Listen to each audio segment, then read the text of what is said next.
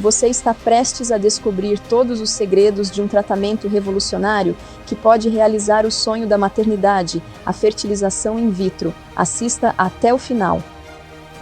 Hoje eu vou falar exclusivamente da fertilização in vitro, um tratamento de alta complexidade. Eu vou voltar nos desenhos que eu acho importante e até mais esclarecedor para vocês terem uma noção do que é o tratamento. Então vamos lá? Agora estamos falando do tratamento de alta complexidade, fertilização in vitro. Na fertilização in vitro, diferente do coito programado, que é o namoro, e da inseminação, que a gente inicia a estimulação ovariana no início da menstruação, aqui não. Aqui você pode ser estimulada tanto em fase folicular, que a gente chama a primeira fase do ciclo, ou em fase lútea, que é a segunda fase do ciclo. Então, eu vou agora só colocar um exemplo da estimulação em fase folicular. Lembra? Estamos aqui no nosso desenho, vagina, útero, tubas, ovário. Terceiro dia da menstruação, vamos começar o tratamento. Esse tratamento se inicia através do ultrassom para avaliar o quê? A contagem dos folículos antrais. Então, quantas bolinhas, que a gente chama, você tem que são factíveis de crescimento. A partir daqui, se inicia as medicações. Aqui, subcutânea, pode se associar com medicação oral, isso depende muito do esquema de tratamento do seu médico. E essas medicações são feitas diariamente e, igualzinho os outros tratamentos, a gente faz controles de ultrassom. No sétimo dia, nono dia, 11º dia. E aqui a regra é a mesma, gente. Não necessariamente você tem que fazer os ultrassons nestas datas. Isso depende muito do seu ciclo, do crescimento dos seus folículos. Aqui eu tô colocando justamente só como exemplo. 13º dia. Então, voltando lá na estimulação, esse folículo ele começa a crescer, até que eles chegam num determinado tamanho, através dos nossos controles de ultrassom, entre 18 e 20 milímetros. Chegando com 20 milímetros, fizemos o trigger. Aí aqui também muda de médico para médico, de 34 a 36 horas. Aí sim se faz a segunda etapa da fertilização. A primeira foi a estimulação ovariana. E agora a segunda etapa é a coleta dos óvulos. Como é feita a coleta? Você anestesiado, uma anestesia na veia endovenosa, só para dormir, como se fosse uma endoscopia. Está lá anestesiada, eu venho com um ultrassom transvaginal e uma agulhinha. Essa agulhinha é acoplada nesse ultrassom em que eu aspiro todas essas bolinhas. Então, em cada bolinha vermelhinha, que é o folículo, eu tenho lá dentro um óvulo. É esse óvulo que a gente coleta. A coleta é tanto feita de um ovário como do outro. Nesse mesmo dia que você está colhendo os óvulos, o seu marido também está colhendo o sêmen. Aqui depende muito do caso. Se é um sêmen com uma boa qualidade, ele colhe via masturbação normal. Se é um sêmen já com baixa concentração ou mesmo uma azoospermia, aí é avaliado pelo uro se é necessário uma punção de testículo, punção de epidídimo. Para continuar recebendo conteúdo valioso, inscreva-se no canal e compartilhe. Então, coleta dos óvulos, ultrassom, agulhinha acoplada, pegando todos em cada bolinha, o óvulo aqui. Já na fertilização in vitro, que é a terceira etapa da FIV, o que acontece? Imagina, gente, a gente tinha o ovário com um monte de bolinha.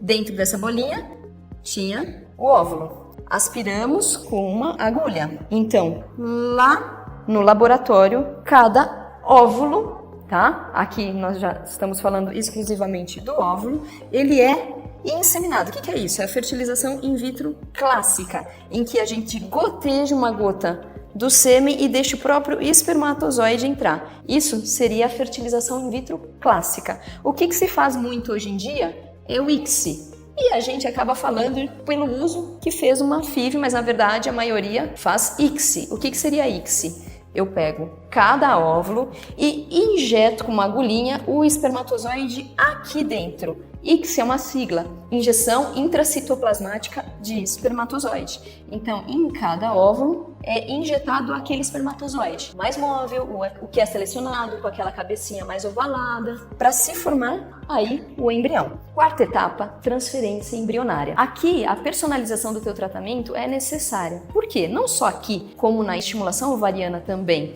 para a gente evitar um hiperestímulo. Por quê? Pacientes com hiperestímulo, que tiveram uma resposta muito elevada, estimularam demais esse ovário, você não pode ter uma transferência embrionária neste ciclo. Teria que fazer o que a gente chama de freeze-all, congelar todo mundo, que eu brinco, e aí depois fazer essa transferência embrionária em próximo ciclo, que é o que a gente chama ou de TEC ou de FET. Vamos supor, e você já o outro extremo, uma estimulou demais e a outra não estimulou tanto, teve 1, 2 óvulos. O ideal para essa paciente de 40 anos que tem 1, 2 óvulos é fazer o quê? É fazer justamente o acúmulo embrionário. O que seria isso? Fazer 2, 3, 4 FIVs para aí você ter um número de embriões bons para serem transferidos. E não apenas uma FIV e já haver transferência, tá? Então, a transferência embrionária é muito selecionada nesses casos. Vamos colocar você, então, uma normorespondedora que estimulou com folículos 10 a 15 óvulos, você teve, com bons embriões que vão ser, então, transferidos. Aqui, neste momento, você não precisa ter sedação. Você está acordado, seu parceiro está ao seu lado. O que você precisa é só um pouquinho de bexiga cheia, porque a gente vai fazer um ultrassom pélvico para guiar justamente o catéter da transferência.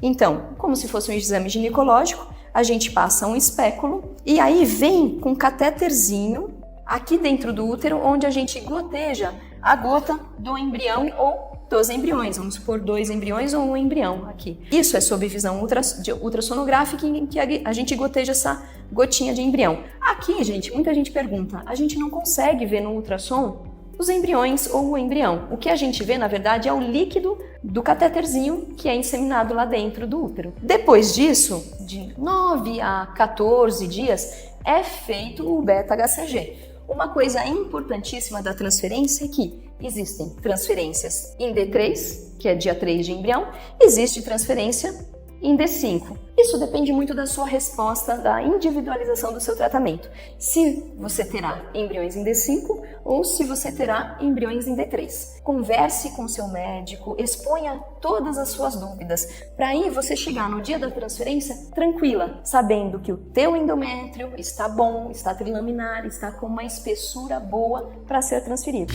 Gostou do vídeo? Comente e compartilhe suas ideias e experiências.